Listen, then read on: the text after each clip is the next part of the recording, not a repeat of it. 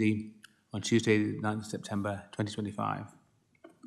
For the benefit of the public attending today or watching on the live stream, I am Councillor Andy Canning, Chairman of this committee. My Vice Chair is Councillor Andy Todd, to my right. The meeting is being live streamed and will be available to view on the Council website after the meeting. By attending this meeting, you consent to being filmed. Can I remind everyone when they're speaking, please speak directly into the microphones. Doesn't always have a little place, does it? Oh yeah, please, yes. So this committee is not a public meeting, but a meeting of which the public is invited. All attendees must comply with the rulings of the chair. They must not interrupt the meeting or cause undue disturbance.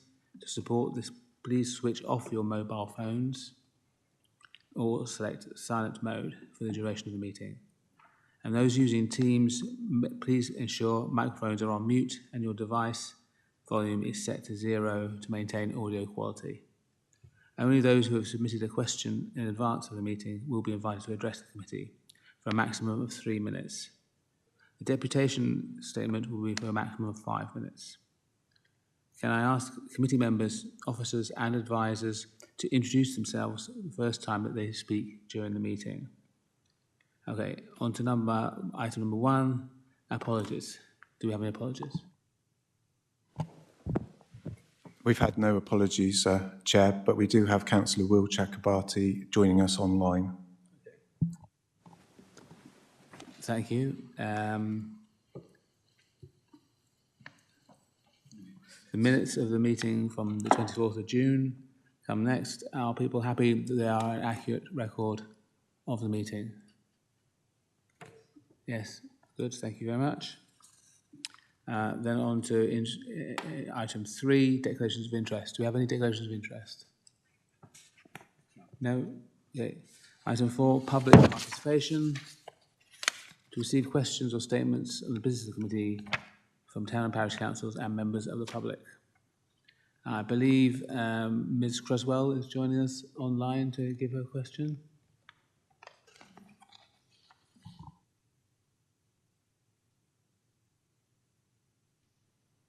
Hello, can you hear me okay? Yes, we can, thank you. Can you please put your question? Great, thank you. Yes, so at a previous Pension Funds Committee meeting, recommendations were made not to divest over £173 million invested in companies assisting genocidal activities, citing 1, fears that divestment from companies complicit in Israeli genocidal actions will negatively affect the value of the pensions. 2, lack of evidence that stakeholders wish divestment due to concerns about complicity with genocidal actions, and heavily relying upon a King's Council opinion piece. I put it to you that the recommendation is legally flawed and lacking due diligence for the following reasons. 1, local government pension scheme funds have a duty to consider non-fiscal factors in investment, in this case violations of international humanitarian law. 2, views of stakeholders have not been sought, and in any case public monies should not be invested in companies which are complicit in illegal activity according to international law. 3, the legal opinion piece relied upon is written by someone who states from the start that they are not an expert in this area. Their opinion is problematic in several areas, not least their referral to advice from UK Lawyers for Israel, an unregulated organisation currently under investigation for abuses of legal structure to further Zionist aims. It is clear that under international law, local councils, even in the absence of direction from central government, should ensure their investment strategies give effect to their prevention and non-assistance duties. They must refrain from making new investments in involved companies, exercise due diligence, and take reasonable steps towards divesting from such companies. I therefore ask Dorset Council Pension Fund Committee to comply with international law by ending procurement contracts with all companies complicit in Israel's violations of international law and human rights against Palestinians, to include arms companies supplying Israel with weapons and military technology, companies providing infrastructure for Israel's unlawful military occupation of Palestinian land, companies conducting business activity in Israel's illegal settlements on stolen Palestinian land, as well as banking arrangements with companies providing financial support to companies complicit in crimes against humanity, and to provide a time frame in which this divestment process will occur.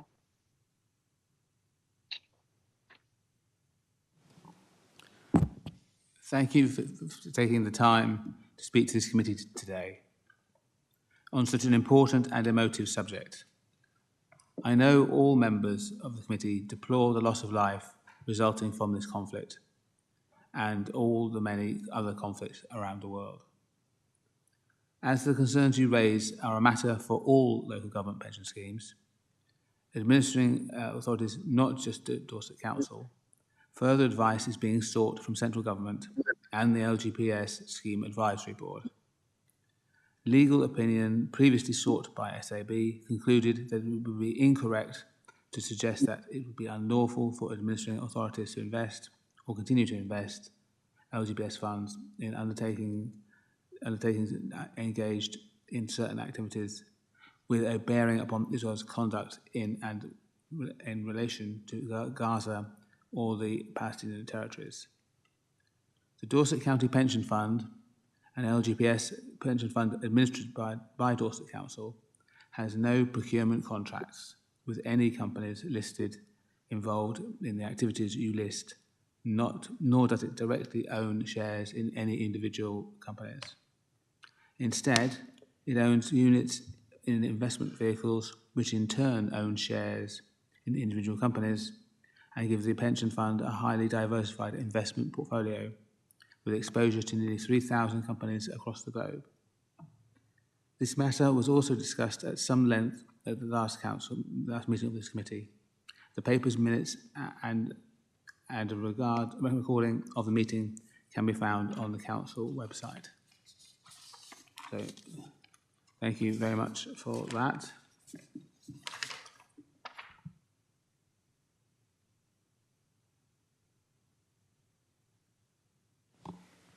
Right, okay, then we'll go on to item 4. Item 5, sorry, questions from councillors. We've not had any questions from councillors, Chair. Right, moving on then to item 6, exempt business. Would somebody move that we go into exempt business? And Todd, and somebody else?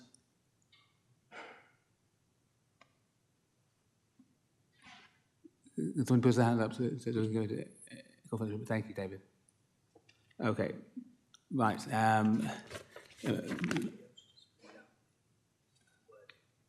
Okay. Right. To move the exclusion of the press and the public for the following items in view of the likely disclosure of exempt information within the meaning of paragraph 3 of Schedule 12A to the Local Government Act 1972 as amended. The public and the press will be asked to leave the meeting while this item of business is considered. So please,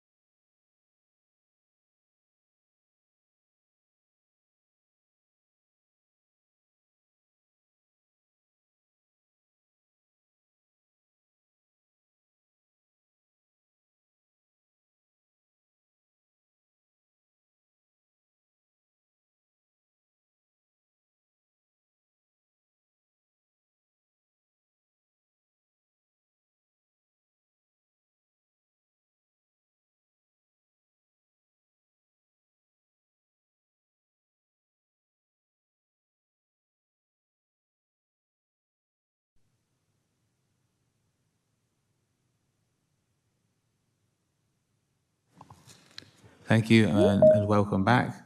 Normally at this point I would say we are on to item 8, but there doesn't seem to be an item 8. So. I think it is 8 on the actual pack. Right, okay. Well, it's the... Pension fund investments. Yeah, LGPS investment pooling update. Just done that. No, we just done that. Okay. So it is what's 9. So, sorry for the confusion, but some versions have a different number on them. So this is pension fund investments. They'll be introduced by David.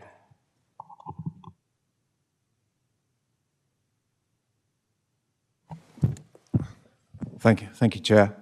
I'm not going to say a huge amount on this, but there might be an opportunity for Steve Tyson, the Independent Investment Advisor, to make some comments as well. Hopefully we may also be joined by someone from the Brunel Pension Partnership, who'll be on hand to answer questions as well.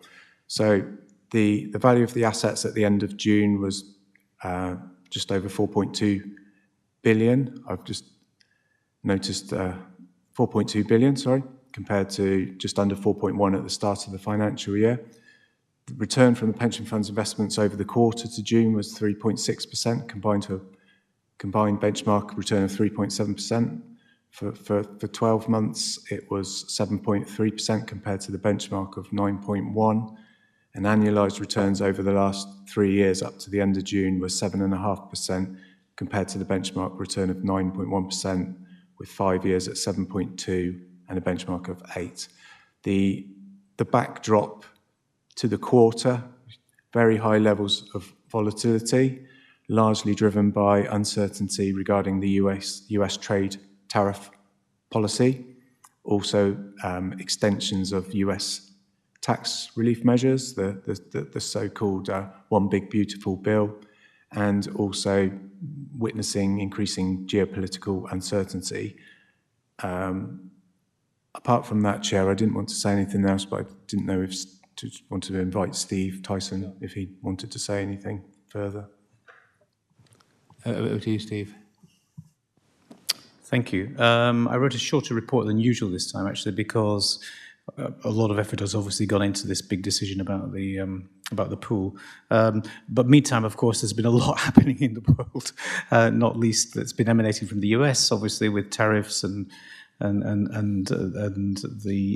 impact that has on economies globally, which is, I think, that it's going to be quite disadvantageous.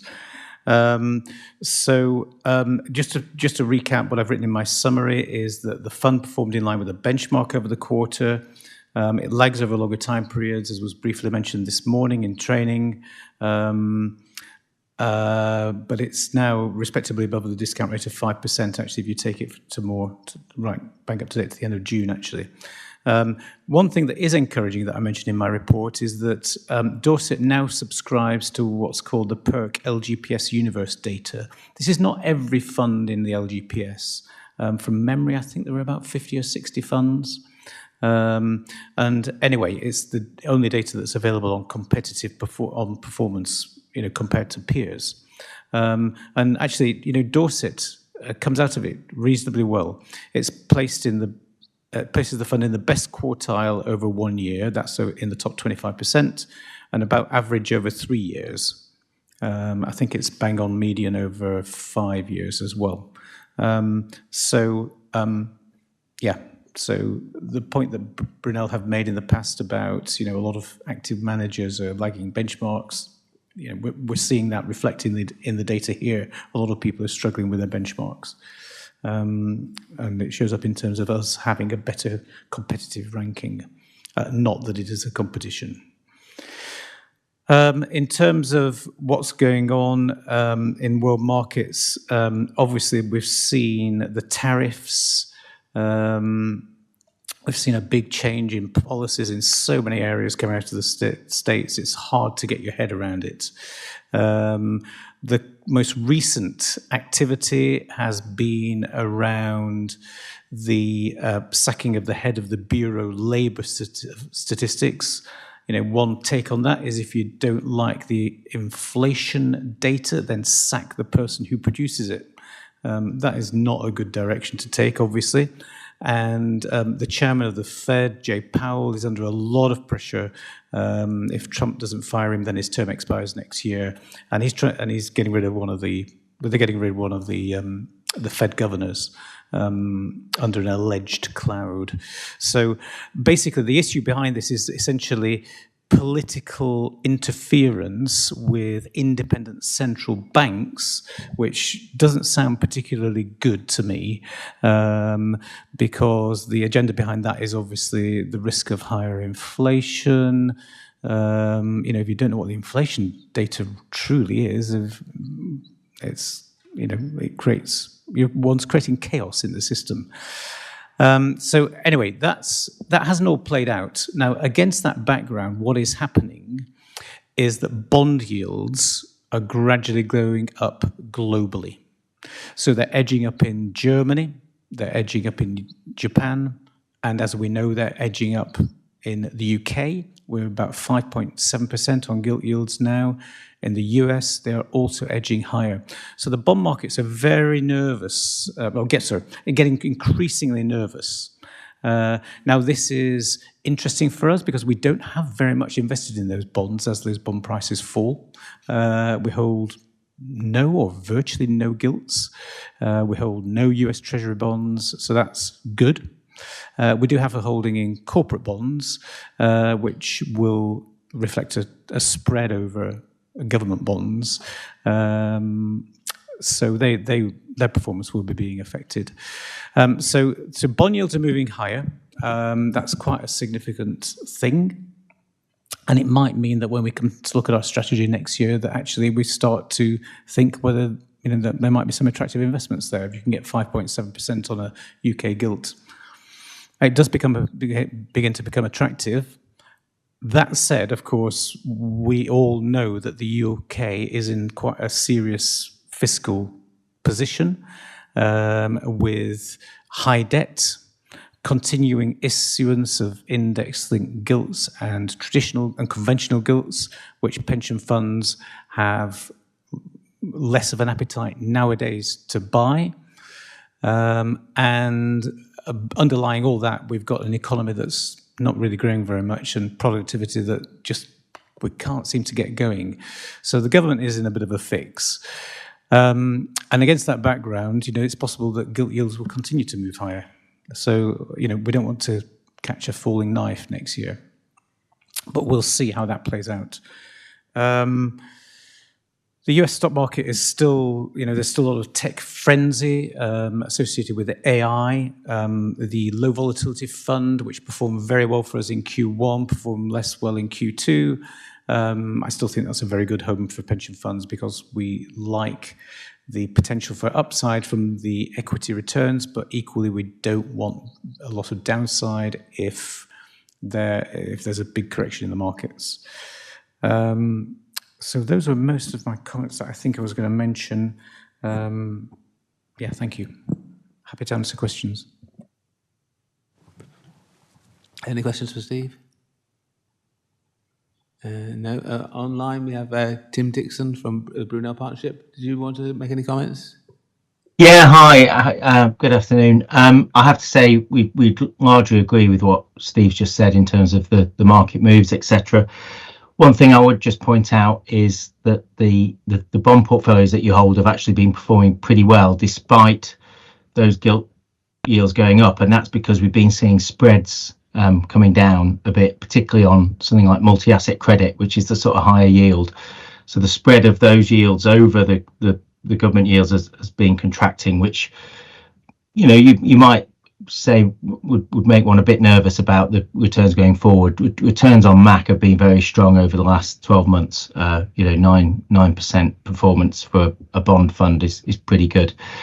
Just in terms of the overall funds that you hold over the last quarter, it's mixed. GHA and Global High Alpha and Global Sustainable has been hurt a bit again by Mag 7, which despite that volatility, as Steve mentioned, we actually saw those performing pretty well over the quarter. EM had a good quarter. and so did small cap ahead of their benchmark. Low vol, as mentioned, lagged a bit, which is perhaps unsurprising against the backdrop of equities being up, 5 or 6%. As mentioned, bond funds actually performing pretty well. If you look a bit longer term over 3 years and look at the peer group, the peer group data, how the Brunel funds are performing versus other funds of similar asset class, that continues to improve, and the majority of funds are now in the top 2 quartiles, to some extent reflecting Steve's comments on how we're doing versus other LGPS. But we appreciate there's further to go. The 2 global equity funds, the performance is still lagging, and we hope for a better performance there. But they're certainly not. They don't look as weak as they did, let's say, a year ago. I'm happy to talk in any more detail on any of the specific funds. I'm also happy to take any questions.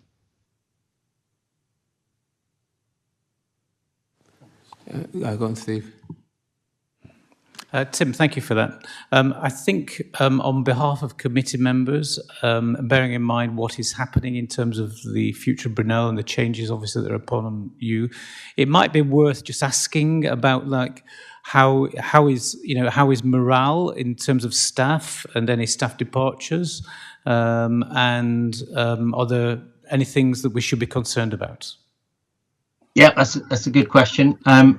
There has definitely been a bit of a tick up in turnover. We have had a couple of people leave, but nothing that would make us really concerned as yet. Clearly, the longer the uncertainty goes on, the more difficult that is. But I would say morale remains reasonably solid.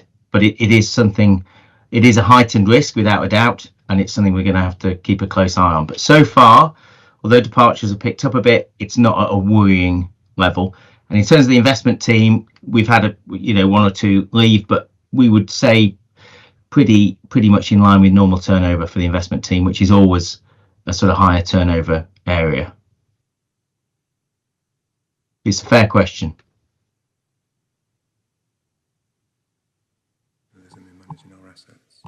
Yes, thank you. Steve, did you want to? Okay. Well, I think I'd like to thank you on behalf of all the committee members here today. That we appreciate that you're doing a very difficult job at a very difficult time, and we appreciate all the efforts that Brunel's put into this. Sean. Sorry, just ask one supplementary on the staff turnover. So the CIO role is currently vacant. Could you just say a little bit more about the kind of interim management of the CIO? Yes. Thank you. Yeah, of course, absolutely. So the FCA, as an FCA regulated entity, we need to specify who our CIO is, and the acting CIO for the moment remains our CEO, Laura Chappell. So the FCA are comfortable with that because they believe that the investment team below where the CIO would sit, so the head of listed markets, Simon Wood, who you'll have met repeatedly, and Richard Fanshawe, are very credible and capable of managing the operations day to day. And Laura has that sort of executive position and role relative to any discussions with the FCA. So they are comfortable with that. Obviously, with all the uncertainty, we're not actively recruiting for a CIO at the moment, but we'll keep our mind open to that depending on how things develop. But as far as the FCA are concerned, they're happy with the situation. Okay, thank you. Steve? Sorry, back to me. I've just remembered one other thing. I can't recall the timing of the resignation of the chair of Brunel, whether that was before the last meeting or not. I think it was around about June or July. I can't really remember. But just for the sake of the record, it's probably in the reports, but it's probably worth mentioning what happened there, Tim, please. Yeah, so the chair was recruited about a year ago, and the thought process at the time was we wanted someone who was going to be very strong on the investment side, who could help build out the SAA, which was the requirement of the likely requirement given the government consultation. But obviously, with the news that came in March, April, where the ministers sort of asked you as the clients, as the client pension funds, to look to find new pooling arrangements, it sort of became obvious that the old chair, Sally, was probably not best positioned to take the Brunel through that next period of change. So it was agreed that Patrick, who's got a lot of experience in corporate change, Patrick Newbury, who's been on our board for many years, I think 6 or 7 years, would probably be in a better position to lead through that sort of period of change rather than Sally. So that was the thinking behind it. Okay, anybody else? No, which case, thank you very much. And moving on to pensions administration report from Karen Gibson. Karen.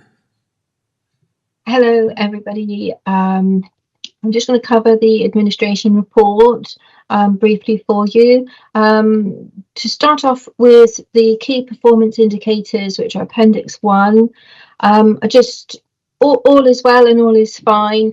You'll notice from the total processes completed for the month and worked on, it was a very busy few months for the team, with the end of year processes leading into valuation and some additional project work that we're doing. So a really good few months for the team in regard to the KPIs.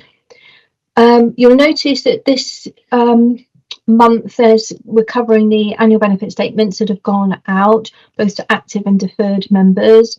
They're always very well received by our members, and obviously there's thousands that go out, and you'll see the dates and the numbers there. And I've attached both the deferred and active statements should you wish to have a look, as well as the annual newsletter. So this is the one opportunity that we have a year to communicate with active members, to highlight key messages and important messages. They are very well received, annual statements. We've also put on additional training this year for people to understand their statements, and I think we've literally had hundreds of people come for that training, which is really, really positive. This is all about engagement and helping people understand the pension scheme, and it's really important that they do understand the pension scheme. It's not easy to understand. There's a lot of messages out there, usually around DC schemes. So this is the one opportunity that we have to communicate and to engage with members. Other reminders that we have in there is the death grant nomination. That's really important. And also, of course, now with the care scheme, we calculate the pension on an annual basis.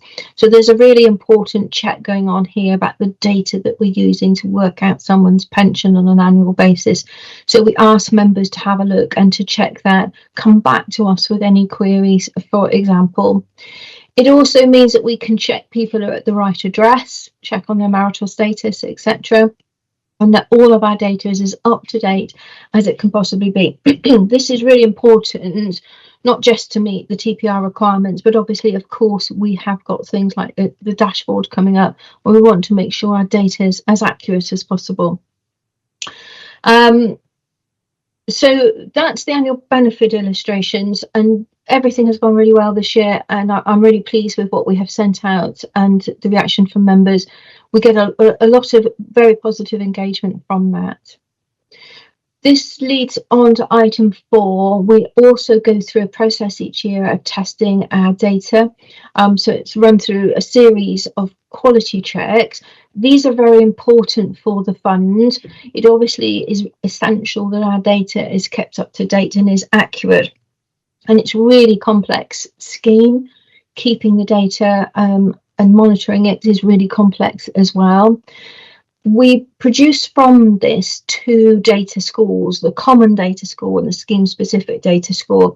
And these are a benchmark for the fund, and these are published in the fund's annual report. So these are public figures. So these are really important. And you'll see from item 4 there that the common and scheme specific data, which are outlined and described there, are all doing very well, and very much in line with last year, very slight improvement. So I'm really pleased about the data scores as well, really important. And we're now finalising our data quality report for this year, and that will be taken to the local pension board, and that just confirms the actions that we will continue to take through the coming year to ensure that our data remains as accurate as it can be. I'd like just to let you know at item 5 as well, obviously the team has a large part to play in the valuation process. So leading off from the back of the end of year processes, which I highlighted to you the last report, we have done a huge amount of work for the valuation in a very short period of time. The team has done an amazing job, and you'll see there they've cleared over 12,000 validation checks within 2 weeks at one point, and then had a further 2,000. So the work has come in really thick and fast, and they have dealt with it. I don't know quite how they've managed to do it, but they have done it and kept to the timescales to enable the actuaries to have the data as accurate as possible and as with them within the required timescales. So that's very positive. Returns to the usual updates on the dashboard. All is going well with the dashboard, working with the ABC providers. That nationally is an issue for a lot of funds, mainly with the smaller ABC providers. We deal with Prudential predominantly, and we're working with them. We are not going to be displaying Prudential's data. They will be displaying the data themselves, and there will be something so that members will see that it links to an LGPS benefit. We do still have a small residual number of members with some funds in the old Equitable Life, which some of you might remember, now known as Utmost. Less than 30 members we have there. They are asking us to display their data, and we're having to work with them a little bit more closely. That's a little bit more of a challenge to get that up and running, but it's all going ahead, and phase 2 will commence very soon, and we're all on track to meet the 31st of October deadline. So all is going well in terms of dashboard. Still not set to go live for a while yet, but I'll keep you updated on when that does go live. And my final update is on McLeod. There's a few things that are still very much going on with McLeod, as you'll be aware. We've written out to nearly 16,000 members who are not in scope. This was part of something that we had to do. So the people that are not in scope could be in scope, depending on what other public sector service they may have in other public service pension schemes. So there's information there that we won't know, that we've had to write out and say, according to our records, you're not in scope. However, if you've got previous public sector membership between these dates, then please let us know, because that might mean that you are in scope. This has been a challenge, this communication, because you're communicating something that actually is very complex to people that are not necessarily going to understand a lot about pensions. And McLeod is a bit of a tricky one for people to get their heads around. So we've had a huge number of inquiries in regard to that. That's all settling down now, but it does mean that we have met another important requirement under the McLeod regulations that we have done. We've also completed bulk checks through the National NI database to identify members with LGPS membership in other funds. Obviously, a lot of the time we know about that, sometimes we don't. So in this particular case, we've got over 1,600 members from 91 different funds that we have to communicate with those funds to see what membership they have got there, because that could change the eligibility status in terms of McLeod Remedy for members in our fund or in their fund. So there's a huge amount of, extra work that needs doing to meet these requirements. We've got new deliveries coming in, and we're testing all the time. We haven't yet started the rectification work. That will hopefully start at the end of this month, and we will develop a project plan to keep you updated on that progress. And we're also, another aspect of this is what we're going to have to take into the LGPS some teachers with excess service. So in the teacher scheme, their McLeod remedy meant that some people with certain types, and this is over and above their standard full-time hours, so say they did extra hours, those would have been eligible for the teacher scheme. Under the McLeod remedy, it's not, and so that excess membership has to be separated out and will buy LGPS membership. So we're waiting for guidance on how to finalise these cases, but these are coming through as well. So a bit of a brief summary there of what the team are doing, but there's an awful lot going on, and that has been done in the past few months. Does anybody have any questions or anything they'd like to ask?